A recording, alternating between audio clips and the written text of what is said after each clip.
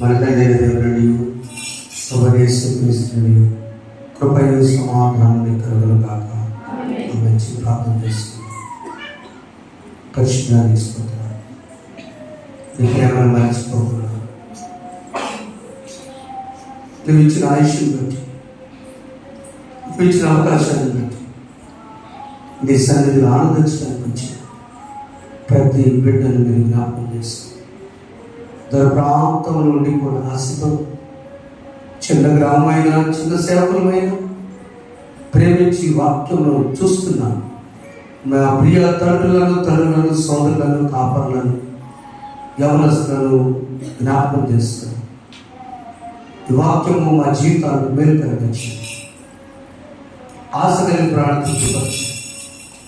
ఏసునామములో వేడుకొనుచున్నాము తండ్రి, ఆమేన్. దయచేసి కూర్చున్నాం.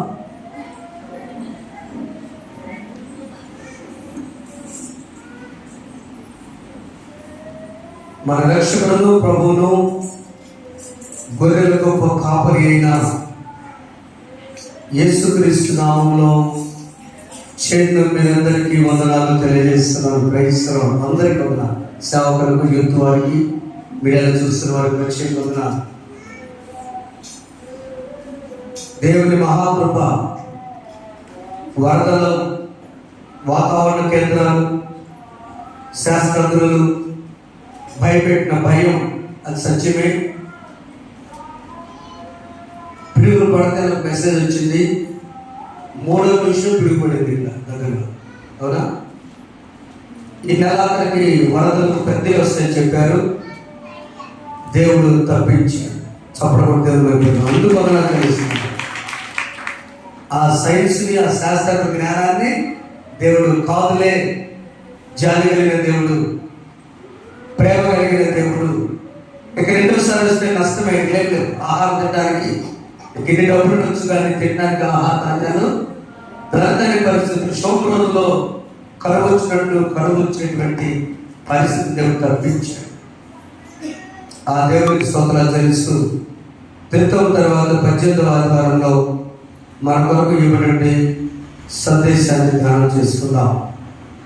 చదవబడిన 3 పాఠ్య భాగాల నుంచి మనము గమనించినప్పుడు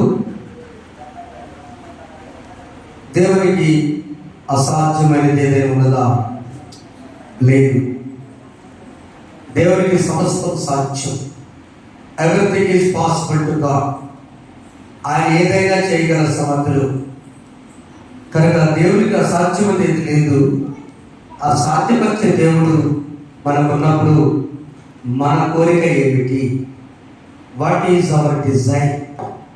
చూడండి, స్వార్థ పాఠ్య భాగం నుండి పరిశుద్ధైన మార్కు రాసిన సువార్త 10వ అధ్యాయము 27వ వచనాన్ని చూడండి. యేసు వారిని చూచి,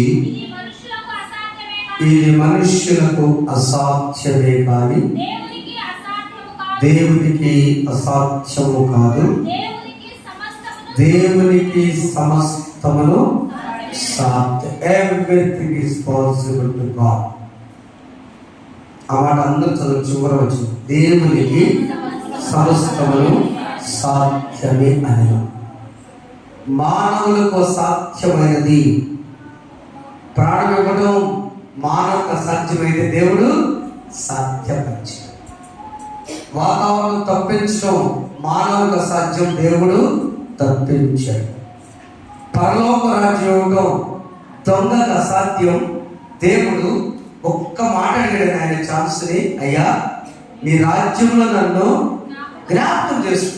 అవకాశం వల్ల ఆ క్వశ్చన్ నన్ను చేసుకోమన్నా, నువ్వు వెళ్ళినప్పుడు ఈ పాపని జ్ఞాపకం చేసుకున్నాను. ఎంత రిక్వెస్ట్ అంటే అది అసాధ్యం. అడిగింది బాగుంది, అయ్యా నన్ను తీసుకెళ్ళాలా, నువ్వు అమెరికా వెళ్ళినప్పుడు నన్ను గుర్తు చేసుకోవాలి సార్, అయ్యా ఓ ఫోన్ చేస్తే బాగుంటుంది. నేను రాజ్యం వెళ్ళినప్పుడు నన్ను జ్ఞాపకం చేసుకో. జ్ఞాపకం ఏంటి? పదా వెళదామని అసాధ్యమైన కార్యాన్ని సాధ్యపరిచాడు దేవుడు. ప్రియమైన దేవుడులాగా మనం నమ్మిన దేవుడు ఇస్ కైండ్, జాలిగల దేవుడు, ఇస్ మాసి, కరుణగల దేవుడు. కేడిఎం అని నాన్నగారి పేరు మీద పరిచయం స్టార్ట్ చేశారు. King David ministries, Lutheran church ఆరాధన హైదరాబాద్ మధ్య జరిగించాలని 2012 అక్కడ కట్టుకున్నప్పుడు వచ్చిన పరిచర్య. ఒక సోదరి, బయట పేరు చెప్పకూడదు, హైందవ సోదరి మంగళసూత్రం తీసివేసి తాను పెట్టుకున్న 3 మాటలు, కే అంటే కరుణ, నాకు తెలియదు అసలు, డి అంటే దయ, ఎం అంటే మహిమ. అయ్యా సూర్యలంకలో అందరు స్నానాలు మునుగుతారు, దేవుడు సాధ్యపరుస్తాడు. ప్రతి సమస్య, ప్రతి బాధ, ప్రతి వేదన ఏదో మొక్కుబడి కోసం దూరం నా పడతా కట్టలేదా, ఎంతో గోవానికి లేదా ఎక్కడ పెట్టలేదా, ఇక్కడ నుంచి కూడా ప్రభు ప్రార్థన చేసుకోవాలి. ఆ దేవుడు ఏ దేవుడిని అడిగితే చెప్పండి, కరుణ, దయ, మహిమ. చెప్పడం ఒకసారి కాలు పెట్టి మీద వేసి కన్నీరు కాచి. నిజమేనైంది, అసాధ్యమైన వాటిని సాధ్యపరిచే దేవుడు మన దేవుడు. ఈ సందర్భం ఎందుకు చెప్పారంటే, అక్కడ ఒక యవనస్తుడు వచ్చి యేసు ప్రభు దగ్గరకు వచ్చాడు. అప్పటికే ప్రభు వారు శిష్యులతో ఒక కార్యక్రమం జరిగింది. అక్కడ చిన్నపిల్లలందరూ వచ్చి ప్రభు దగ్గర ప్రార్థిస్తుంటే వీళ్ళు ఏం చేశారంటే నెట్ వేశారు. అందుకని ప్రభు ఏం చేశారంటే తమ చిన్న పదములు వచ్చి చదవండి, తమ చిన్న బిడ్డను ముట్టాలని కొందరు ఆయనతో వారు తీసుకొచ్చి శిష్యులు గద్దించి ఏది చూచి కోపపడి, చిన్న బిడ్డలు నా ఎందుకు రానివి, వారిని ఆటంకపరచవద్దు, దేవుని రాజ్యము ఈ చిన్న పిల్లల లాంటి వారిదే. చిన్నపిల్లలకి ఏం తెలుసు? ఏ రెప్పలు కడితే ఆ రెప్పలు చెయ్యంటారు, అంతేగా. చిన్నపిల్లలకి ఏం తెలుసు? ఏ హస్బెండ్ వచ్చిన వాళ్ళు ఉంటారు, ఏ ప్రార్థన వాళ్ళు ఉంటారు, ఏ ఊరికి వెళ్ళిన వాళ్ళకి తెలియదు. వారి హృదయం ఖాళీ హృదయం, వారి హృదయం అంతరంగంలో కల్మషం లేని హృదయం, వారి హృదయం రెడీగా ఉన్న హృదయం. వారి అంతరంగంలోకి మనం మంచి పాట నేర్పితే పాట నేర్చుకుంటారు, బూతులు నేర్పితే బూతులు నేర్చుకుంటారు, వాక్యం చెప్తే వాక్యం నేర్చుకుంటారు, రాజకీయాలు నేర్పితే రాజకీయాలు నేర్చుకుంటారు, సంగీతం నేర్పితే సంగీతం నేర్చుకుంటారు, పాఠాలు నేర్పితే పాఠాలు నేర్చుకుంటారు. వారి హృదయం చిన్న బిడ్డలకు కల్మషం లేని హృదయం ఎవరికైతే ఉందో వారిది పరలోక రాజ్యం. చెప్పడం ఒకసారి గట్టిగా, కల్మషం లేని హృదయం కావాలి. అలాంటి హృదయం ఉన్న వారు ప్రభు అంటాడు డైరెక్ట్ గా రాజ్యం, మీ రాజ్యంలో దొంగలు తెచ్చుకుంటే ఒక యవనస్తుడు యేసు ప్రభు దగ్గరికి వచ్చి, ఇక్కడ కొందరు అన్నమాట ఒక మాట చెప్తుంది, అమ్మగారు చెప్పారు కానీ అక్కడికి వెళ్ళేస్తారు. కొందరు ఆయన తల్లిదండ్రులు రాయలు అక్కడ చిన్నపిల్లలు వచ్చిన ఎవరు? కొందరు అన్న కొందరు తమ బిడ్డలను మొట్టమొదటి తీసుకొచ్చి ఎక్కువగా బాబాయిలు మేనమామలు చిన్నప్పుడు తీసుకెళ్తారు. ఎక్కువ పెద్దనాలు కూడా కొద్దిమంది కానీ కదండి. బాబాయ్ దగ్గర ఎక్కువ తండ్రి కంటే కూడా స్వతంత్రం ఉంటుంది. వాళ్ళ బాబాయ్ ఏమని వరిస్తారు, అవునా కదండి. మేనమామలు కూడా అంతే. మేనమామకి కొడుకుల కంటే కూడా కూతురు కంటే కూడా ముందు పుడతారు. కాబట్టి ముందు మేనకోడల మీద మేనమామకి చాలా అమితమైన ప్రేమ ఉంటుంది. కారణము ఆ మేనమామలు ఆ చిన్నాయిల్లో యేసు ప్రభు దగ్గర తీసుకెళ్తున్న ఉద్దేశం ఏంటంటే, యేసు ప్రభు చేయి పడితే మా బిడ్డలు అందుకు వచ్చి చదవండి. యేసు ఆ బిడ్డలు ఎత్తి కౌగలించుకొని వారి మీద చేతులు నుంచి వారిని మూడు చేశారు. నెంబర్ 1 ఎత్తుకున్నాడు. ఎందుకు ఎత్తుకున్నాడు? వారిని చూడగానే, వారి ఆశ చూడగానే ఎత్తుకుంటే బాగుంటుంది. నెంబర్ 2 కౌగలించుకున్నాడు. నెంబర్ 3 ఆశీర్వదించి. ఎంత ఆనందం అండి ప్రేమైన దేవుని బిడ్డ. ఈ రోజున ఏమిటి అసాధ్యం? పరలోక రాజ్యం అంటే అసాధ్యం. పరలోక రాజ్యం నిత్యజీవ పొందడం అసాధ్యం. ఆ నిత్యజీవ పొందడం ఏ మానవునికి అసాధ్యాన్ని యేసు ప్రభు చిన్న మాటతో సాధ్యపరచగల దేవుడు. ఆ యవనస్తుల అందరూ ఆయన వచ్చి జరిగిన తర్వాత ఆయన బయలుదేరి మారిపోవచ్చుగా.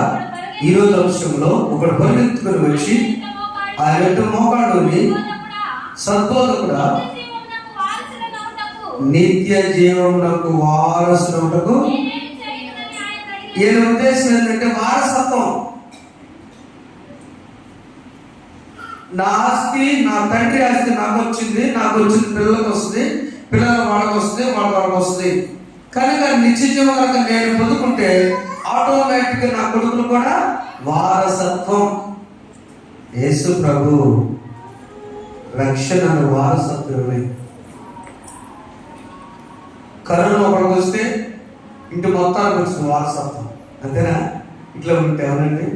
అది కాదు, పాపం అయితే వారసత్వం వచ్చింది, రక్షణ రాదు. పాస్టర్ మా తండ్రి బిషప్ అయితే అంత క్లోజ్ రక్షణ. మరి నేను ఆ రక్షణ అంగీకరిస్తే నాకు వస్తుంది, నా వాటికి క్లోజ్. మళ్ళీ తిరిగి వారు అంగీకరిస్తేనే అది రక్షణ. వారు కూడా దేవుతుంటే వాళ్ళ బిడ్డలు చెప్పుకుంటేనే రక్షణ. ఈ ఉద్దేశము యవనస్తులు వారసత్వం కోసం ట్రై చేస్తారు. ఇంకో మాటలోనేమో సిటిజన్షిప్ అంటారు. అక్కడ ఆ మనకున్న పౌరసత్వం ఉంటుంది. యాక్చువల్గా ఇక్కడ వారసత్వం కలిసి పౌరసత్వం అంటే ఏంటంటే, నేను ఒక భారత పౌరుడికి. ఈ యవనస్తుకి యేసు ప్రభు చెప్పాడు, ముందుకు వెళ్దాం. చాలా ఒక్క నిమిషం, చాలా ఆజ్ఞలు చేయాలయ్యా అంటే నేను అన్నీ చేస్తున్నాను. 20 వచనంలో అందుకు అతడు యేసు ప్రభు చెప్పిన బోధ కూడా బాల్యం నుండి ఇవన్నీ నేను చేస్తున్నాను అనగా యేసు ప్రేమించి నీకు ఒకటి చదవండి, నీకు ఒకటి కొదువుగా ఉన్నది, నీ కలిగినవన్నీ అన్ని పేదలకి పరలోకమున నీకు ధనము. నీ కొదువుగా ఉన్నది. ధనమంత తక్కువ, ధనాన్ని అమ్మేమని ప్రభు చెప్పరా. ఇతడు 3 లక్షణాలు ఉన్నాయి. నెంబర్ 1 యవనస్తులు, నెంబర్ 2 అధికారి ఆఫీసర్, నెంబర్ 3 దేవునిపై ఆధారపడకుండా ధనాన్నే సంపాదించుకోవడానికి తపన పడ్డవాడు. నెంబర్ 1 యవనస్తులు అవునండి, నెంబర్ 2 అధికారి, నెంబర్ 3 ఏదో చేసి ధనాన్ని సంపాదించాడు. ఇప్పుడు ఆయన ఆశ ఏంటంటే, అతని ఆశ, అతని కోరిక నిత్యజీవం పొందాలి. అసలు నిత్యజీవం అంటే ఏంటి మరి చెప్పండి, నాకు చూసి చెప్పండి. నిత్య జీవము. మామూలు ఏదో మాట ఓకే, దెబ్బ తట్టుకోలేక ఎందుకున్న సోదరులు చెప్పారు. ఏంటమ్మా నిత్యము? నిత్యం అంటే ఎల్లప్పుడు. Very good. ఇంకొంచెం ఎల్లప్పుడు అంటే ఎంతకాలం? How many years? జీవితకాలం అంటే 30 ఏళ్ళేనా? జీవితకాలం అంటే జీవించినంత కాలం అండి. ఎంతకాలం నిత్య జీవం? ఒక మనిషి ఆత్మకు మరణం లేదండి. శరీరం అయితే మరణించవచ్చు, కానీ ఆత్మకు మరణం లేదు. ఈ ఆత్మ చేరినప్పుడు మసీదులో జాగ్రత్తగా మౌనంగా ప్రతి ఒక్కడు పార్టీ సమస్య లేకుండా, కొడుకులు ఎత్తుకోవాలని లేకుండా పరిగెత్తుకుంటూ మోసుకుంటే అంత గమనించినప్పుడున్నా పురుషులు మాత్రం స్పీడ్గా లాక్కుంటారు. మనమైతే అల్లుడు అనుకో ఎందు ఆ పరిస్థితుల్లో దీని శరీరం విడిచిపెట్టిన తరువాత నిత్య జీవుని యుగాయుగములు మహిమలో దేవునితో ఉండేటువంటి జీవితాన్ని శాశ్వత కాలము ఆయనతో గడపటం. ఒక సందర్భంలో వేదాంత పండితులను ఒక అతను ప్రశ్నించాడు, సార్ టైం కొద్ది చెప్పండి, ఎంతకాలం 5 సంవత్సరాలు చెప్పండి, ఆ తర్వాత మనిషి అవుతాడు. ఓకే, పరదైసులో ఒక అతను వెళ్ళాడు కదా, ఆ వెళ్ళిన ఆయన దొంగ యేసులోకి వెళ్ళాడు. ఆయన ఎంతకాలం అక్కడ ఉంటాడు, ఆ టైం చెప్పండి అంటే, దేవుడు ఉన్నంత కాలం అంటే నాకు టైం కావాలంటున్నాడు. ఎంతకాలం? ఇన్ని సంవత్సరాలు చెప్పమన్నాడు అతను. అప్పుడు ఆ వేదాంత పండితులు అతను ఒక సందర్భం చెప్పాడు, అయ్యా నేను నిన్ను ప్రశ్న వేస్తాను, ఏంటంటే ఒక పక్షి 100 సంవత్సరాలకు ఒకసారి పెద్ద కొండ ఉన్నది, ఆ కొండ దగ్గరకు వచ్చి ఆ ముక్కుతో ఇలా కొట్టి వెళ్ళిపోద్ది. ఎన్ని సంవత్సరాలకు ఒకసారి? 100 సంవత్సరాలకు ఒకసారి పక్షి వచ్చి ముక్కుతో ఆ రాయిని అట్లా కొట్టి వెళ్ళిపోద్ది. అలా ఆ కొండ ఎప్పుడు కరిగిందో అన్ని సంవత్సరాలు అన్నమాట. కొండ కరిగిద్దమ్మా, ముక్కుతో కరిగిద్దా? ఇది అర్థం లెక్కేసుకోమన్నమాట. అయ్యా నేను ఎట్లా లెక్కేస్తా? అంతకాలం నిత్య జీవుడు చదవకూడదు. ఒకసారి నీ ఊహకు అందరి కాలం, అందుకు నువ్వు నిత్య జీవం కావాలి అని మనం ప్రార్థన చేస్తాం. The eternal desire, the spiritual desire, ఒక ఆధ్యాత్మిక కోరిక. నీ కోరికను సాధ్యపరుస్తాడు దేవుడు. అసాధ్యమైన ఉన్నదా దేవుడికి? లేదు, సాధ్యపరుస్తాడు. పరదేశునయ్యే దినమే నా ఆనందములోను. గమనించు చెప్పిన మాట, పరదేశునయ్యే దినమే నా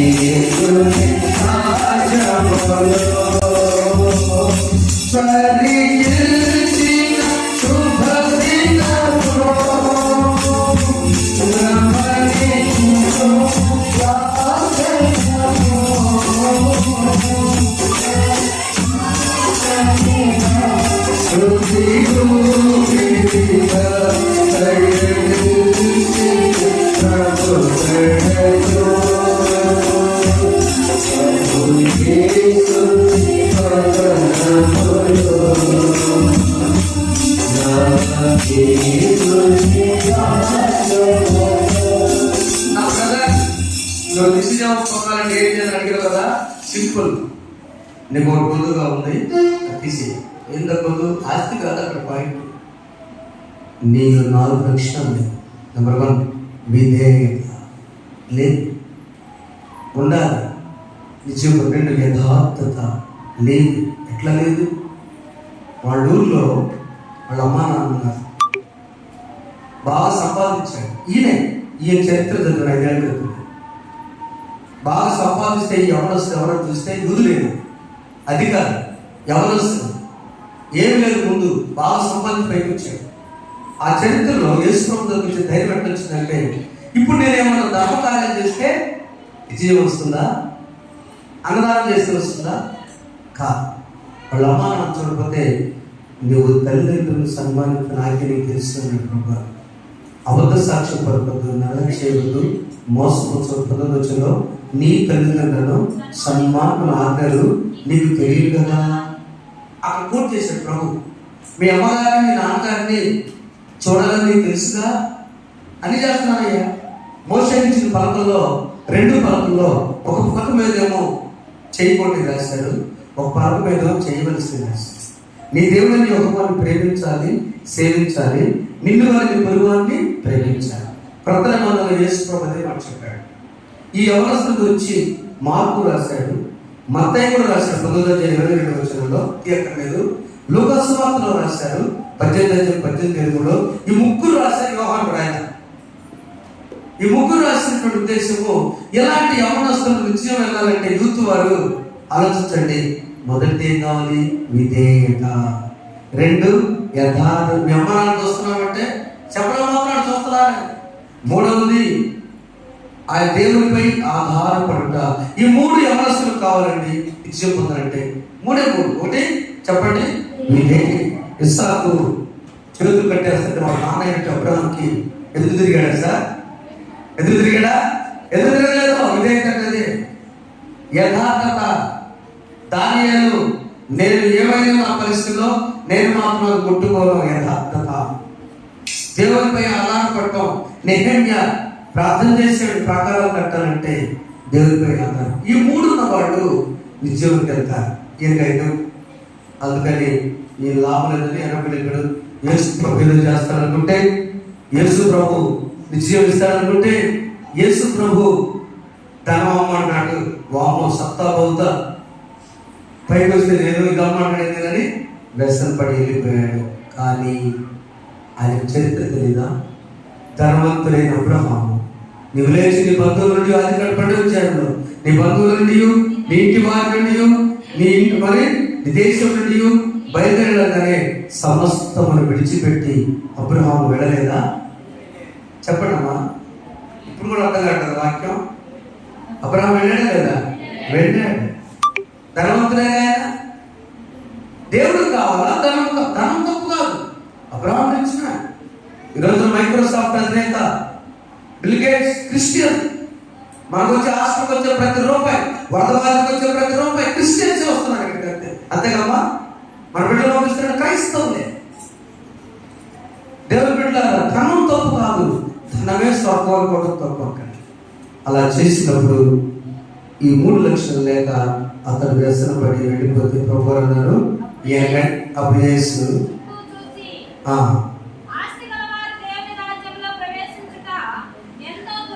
దాని అర్థము ఆస్తి ఉన్నవాడు కాదని తెలుగు ట్రాన్స్లేషన్ ఆస్తినే సమస్తం అనుకుని దేవుని పక్కన పెట్టేవారని అర్థం చేస్తాం.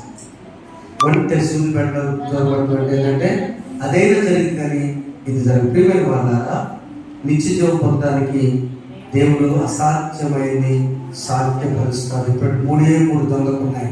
ఒకటి విధేయత ఉన్నది, తల వంచి ఈ శిక్ష మాకు తగులు కానీ ప్రకటన ఏమన్నాడు? తెలుగులో చెప్పండి క్లియర్గా. 2 దొంగల్లో ఒక దొంగ ఏమో అయ్యా నీ రాజ్యంలో తెచ్చుకోండి. ఇంకో దొంగ అన్నాడు బాబు నీ సంగతి చూసుకొని ఒక రక్షకుడిని నిందించాడు. నోరు ఒక రక్షకుడిని అడిగాడు ఒక ఆయన. విధేయత. 2 యథార్థత. 3వది దేవునిపై ఆధారం. నీకు ఇష్టమైతే నా సమస్యలు కలిగి. ఇందాక అమ్మాయి ప్రార్థన చేశాను, నువ్వు దేవుడు అన్నావు కదయ్యా, నువ్వు అద్భుతం జరిగించు. ప్రియమైన సంగమా, దేవుని బిడ్డలారా, అలాంటి ధనికుడు అతని ఎవరొస్తలే. ఆయన ఈరోజు పాదల మొదటి పాఠ్యభాగంలో ఆయన ఏం చేశాడంటే దినవృత్తాంతం 2వ గ్రంథం 1వ అధ్యాయము దావీదు కుమారుడైన సొలొమోను తన రాజ్యం మొదటి వచనం చదవండి. దినవృత్తాంతం 2వ గ్రంథం 1వ అధ్యాయం 1వ వచనం చదవండి. తన రాజ్యము స్థిరపరచబడగా అతనితో కూడా ఉండి బహుఘనుడైన రాజుగా సొలొమోను చేశాడు. Great king. ధనికుడా కాదు ఆయన, రాజు అంటే ధనికుడే. ఇందాక వేసుకున్న ఒకటన్న మాట ఇక్కడ తీసుకొస్తాం. ఈ రాజులో సొలొమోనులో 3 మంచి లక్షణాలు ఉన్నాయి. ఎప్పుడు చూసినా మా నాన్నగారు వింటున్నారు, మా నాన్నగారు వింటున్నారు, మా నాన్నగారు వింటాడు తప్ప ఎన్నో చదువుతున్నారా? సొలొమోను దేవుడు ప్రత్యక్షమై నీకేం కావాలని అడిగినప్పుడు నీవు నా తండ్రి అయిన దావీదుగా బహుగా కృప చూపి అతని స్థానంలో నన్ను రాజుగారి చాలు.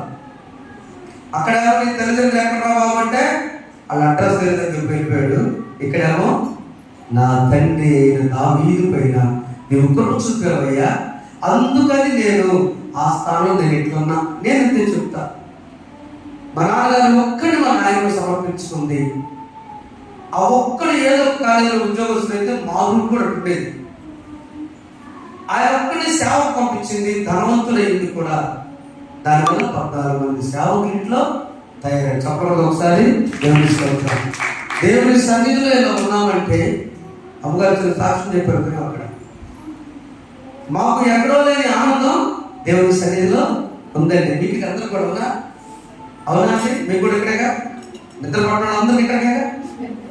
వాస్తవం చెప్పండి. పాప వాళ్ళకి ఆడ ఎంతమంది అడిగారు, దిలీప్ రాలేదు కూడా, ఎవరికో ఒకరు పీడేవాళ్ళు. ఎప్పుడు అడిగేవాడు దిలీప్ వాడు మేనవాళ్ళు, పాత్ర గారండి నాకు రాత్రి నిద్ర పట్టలేదు అన్నాడు. వాడికి ఏ సమస్య వచ్చింది పండుగ వాడికి. ఈ వారం నాకు కొన్నవారు ఎప్పుడు చదువు ఏం కాదు సమస్య, వాడు మా బాధిస్తానని లేదు, మొత్తానికి ఏం జరిగిందో పాత్ర గారండి మాకు రాత్రి నిద్ర పట్టలేదు షాప్ నుంచి రాగానే. వాడి కాబట్టి ఇవ్వలేదు, ఏది ఆలోచించేసి. ఏంటంటే చిన్నపిల్లలు కూడా నిద్ర పట్ట పరిస్థితి. కానీ దేవుని సన్నిధిలో పాటలు ఉంటాయి, తప్పులేదు నిద్ర పట్టడం. ఆయన సన్నిధిలో ఆనందం ఎక్కడ లేదండి.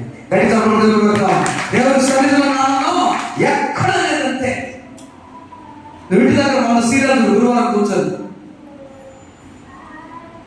ఇంటి దగ్గర 100 వచ్చులు చెప్పండి, అరుగులు అయిపోయేటట్టు, రాళ్ళు అయిపోయేటట్టు,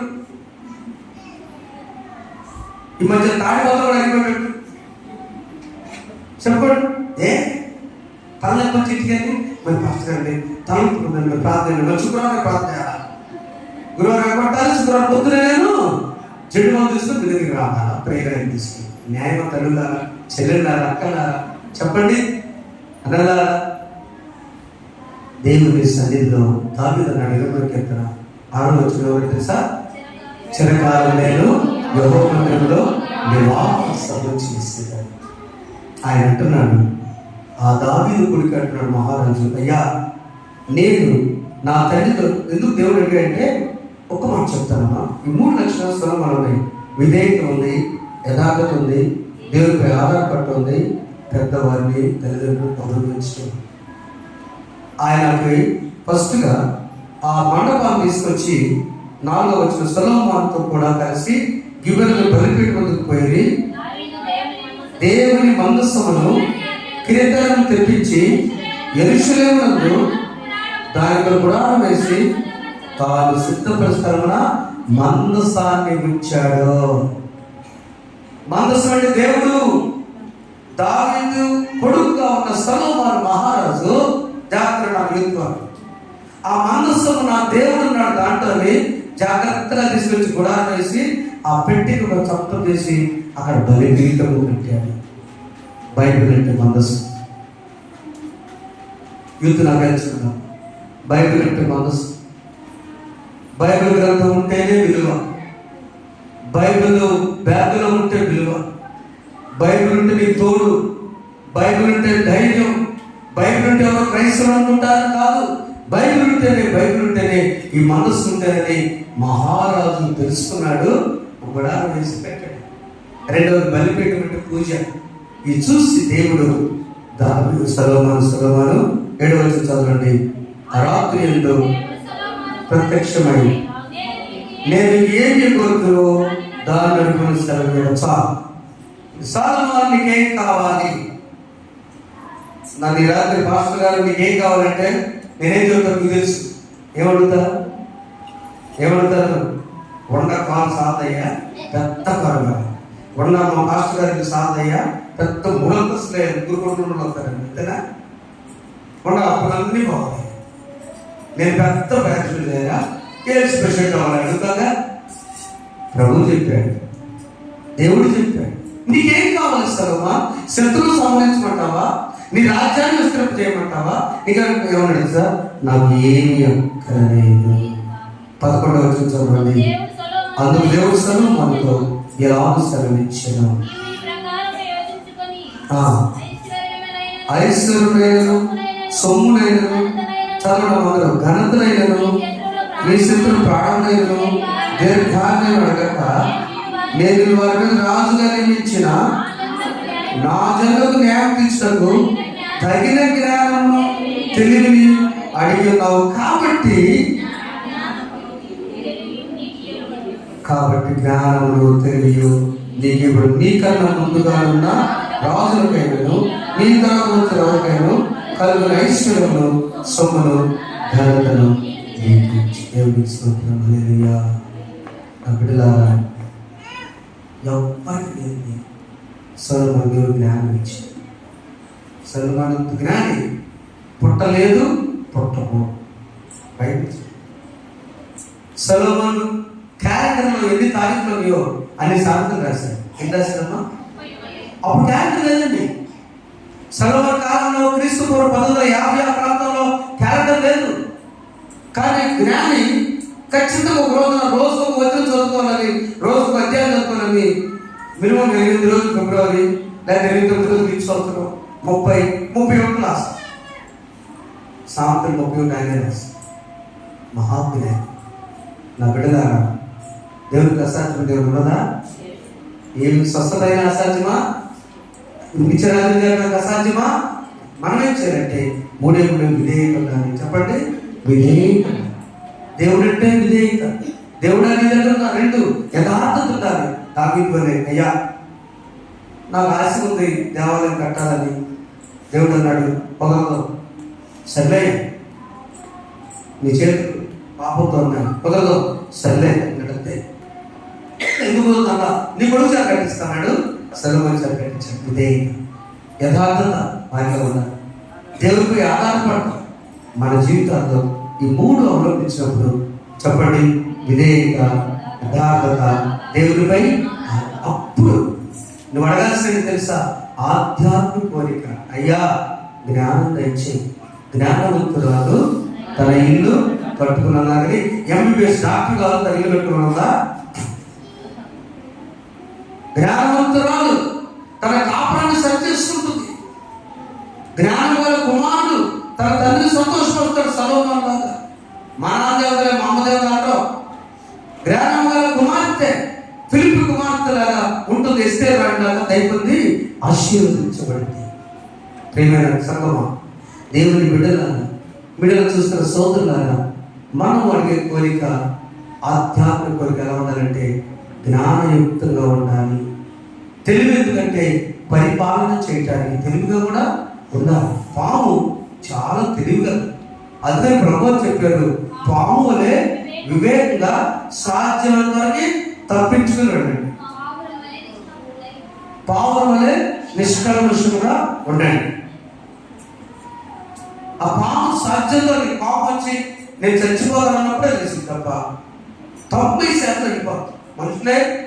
మనుషులు ఎక్కువ మంది అనుకుంటారు. పాము ఎప్పుడో ఒక ఆఫీసుకి వెళ్తే పాము ఎప్పుడు కూడా తప్పించుకొని వెళ్తాం. జ్ఞానంగా ప్రవర్తిద్దాం, తెలివిగా ప్రవర్తిద్దాం, దేవుని దగ్గర అడుగుతాం. ఎందుకంటే నిత్య జీవానికి వారసులు అవడానికి మనం ప్రయత్నం చేద్దాం. నిజమే, నీకు ఒకటి పొద్దుగా ఉందంటే ఈ రోజున మనము ఏమి పొద్దుగా ఉందో ప్రభువుని అడుగుతాం. యేసు ఎరుటే నిత్య జీవము, ఆయన ఎరుటే నిత్య జీవము. సామెతలు 15:20 జ్ఞానం గల, చూడండి ఒకసారి సామెతలు 15 చాలా. ఈ సొలొమోను తన తండ్రికి చెప్పాడంటే, మా నాన్నగారు నాకు జ్ఞానం నేర్పాడు, జ్ఞానం గల కుమారుడు తండ్రిని సంతోషపెట్టును. కాబట్టి మనం కూడా మన జీవితాలను 3 నేర్చుకున్నాము. దేవా, 5 రకాల జ్ఞానాలు ఉన్నాయి. టైం లేదు కానీ కొన్ని రాసిన మొదటి పత్రిక 6 తన చదువుకుని 6 వరకు జ్ఞానంలో వచ్చే జ్ఞానం, 2 లోక జ్ఞానం, 3 దేవుని జ్ఞానం, 4 క్రీస్తు నుంచి వచ్చే జ్ఞానం, 5 తత్వ జ్ఞానం. ఈ లోక జ్ఞానం మనకొద్దు, లోకంలో ముచ్చట జ్ఞానం మనకొద్దు. 294 నియోజకవర్గాల పేరు చెప్పేవాడు నేను. దానివల్ల నాకు ఒరిగిందా? చిన్నపిల్లలు ఉన్నారు, వాళ్ళు తయారు చేయండి. ఒక చిన్న పాప కేంద్రం దగ్గర నుంచి చక్కగా అన్ని బిడ్స్ చెప్తా ఉంటుంది. తను చదువుకుంటే ఉద్యోగంలో బిడ్డగా రాస్తుంది. తిరిగి చికే బైబిల్ జ్ఞానం తీసుకోండి. పిల్లలు చక్కగా రాస్తారు, వాక్యం చెప్తారు అంతే. ఇతరుల గురించి మనం ఎంత చెప్పినా సొలొమోను మహారాజు కూడా జ్ఞానంగా నా కుమారుల యవనస్తుల రోజున జ్ఞానంగా ప్రవర్తిద్దాం, కుమార్తెల జ్ఞానంగా ప్రవర్తిద్దాం. తండ్రి బాధ్యతగా ప్రవర్తించు, తల్లి బాధ్యతగా ప్రవర్తించు. అప్పుడు నీ కుటుంబం ఎలా ఉంటుందంటే యెహోషువ కుటుంబం అనే జ్ఞానాత్మక కుటుంబంలో ఉంటుంది. ఒక్క మాట చదువుకుందాం. ద్వితీయోపదేశకాండం 34వ అధ్యాయం 9వ వచనం. యెహోషువ అమాయకుడుగా ఉన్నప్పుడు మోషే దీవించాడు ఒక దీవెన. ఏమిటో దీవెన తెలుసు. అయ్యా నేను పెద్దవాడే అయిపోతున్నాను, నా తర్వాత తరం నీదే అని యెహోషువతో చేతులు పెట్టిన మాటను చదువు. యెహోషువ మీద ఉంచి కాబట్టి ఇశ్రాయేలు అతని మాట విని చాలా జ్ఞానాత్మ. ఇందాక చిన్నపిల్లలు యేసు ప్రభు చేయి పెట్టి ఆశీర్వదించారు వార్తలో, అవునా? ఇక్కడ మోషే యెహోషువ మీద చేతులు పెట్టి అసలు జ్ఞానము ప్లస్ ఆత్మ, జ్ఞానాత్మ. దేవుడు ప్రతి కుటుంబ జ్ఞానాత్మ దయచేయను కాక, ప్రతి వ్యక్తిపై జ్ఞానాత్మ దయచేయను కాక, ప్రతి సంఘమైన జ్ఞానాత్మ దయచేయను కాక. దేవుడికి సాధ్యం ఉన్నదా చెప్పండి. ఇప్పుడు లేదు. మనమేం చేయాలి? మనమేం చేయాలి ప్రభు అంటే విధేయత కలిగి ఉందాం. అయ్యా తల వంచుకొని ఇస్సాకు లాంటి మంచి కుమారుడిగా విధేయతగా ఉన్నాం. యథార్థత. దావీదు యథార్థంగా ఉన్నాడు, తప్పు చేసినా ఒప్పుకున్నాడు. అందుకే తన కుమారుడు సొలొమోను జ్ఞానంగా పరిపాలన చేసి నా తండ్రి సింహని యథార్థ దావీదులా ఒప్పుకున్నాం. దేవునిపై ఆధారపడిన యెహోషువ ముందుకు ఎలా సాగి వెళ్ళిపోయాడు, అలా ముందుకు సాగుదాం.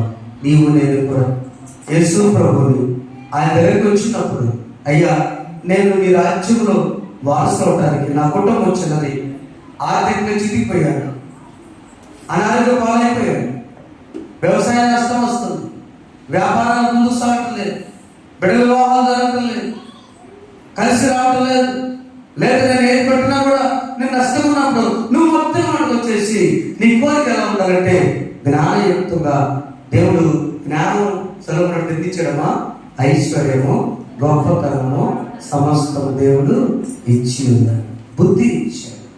ప్రభు దగ్గర పొందాం, సమస్తం ఆయన దగ్గర పొందుతున్నాం. దేవుడికి అసాధ్యంగా ఉందా? ఎవరు ఉన్నదా చెప్పండి?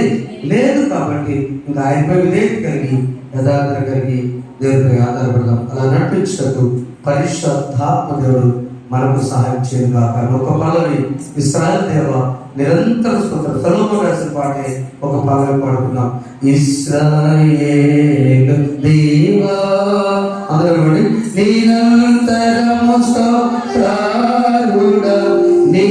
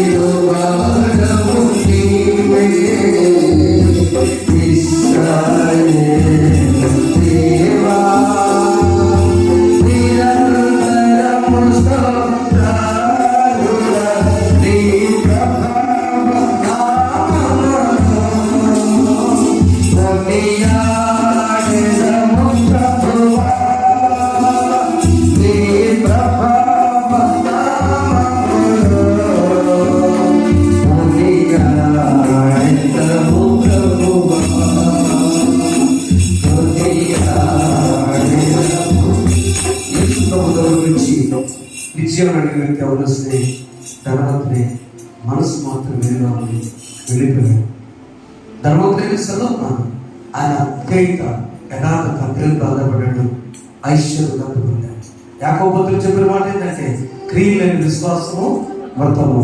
మన చేతనంత సమయంలోనే మంచి సమయంలో మంచి క్రియలు, మంచి విశ్వాసం కలిగి ఉన్నాం.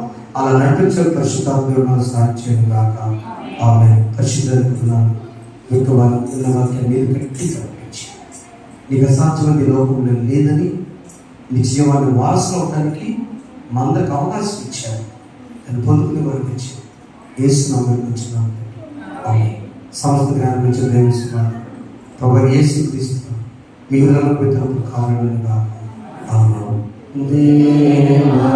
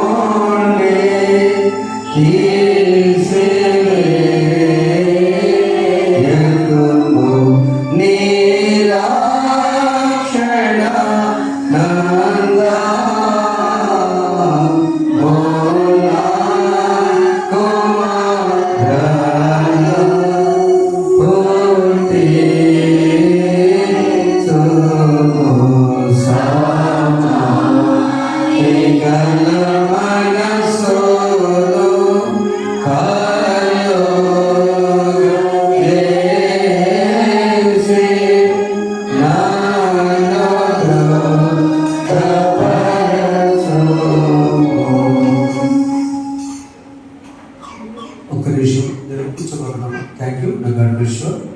అందరికీ ఎవరు కూర్చుంటారంటే గురువారం నారోడు కూర్చొని దయచేసి గురువారం వచ్చిన నేర్చుకుంటారు.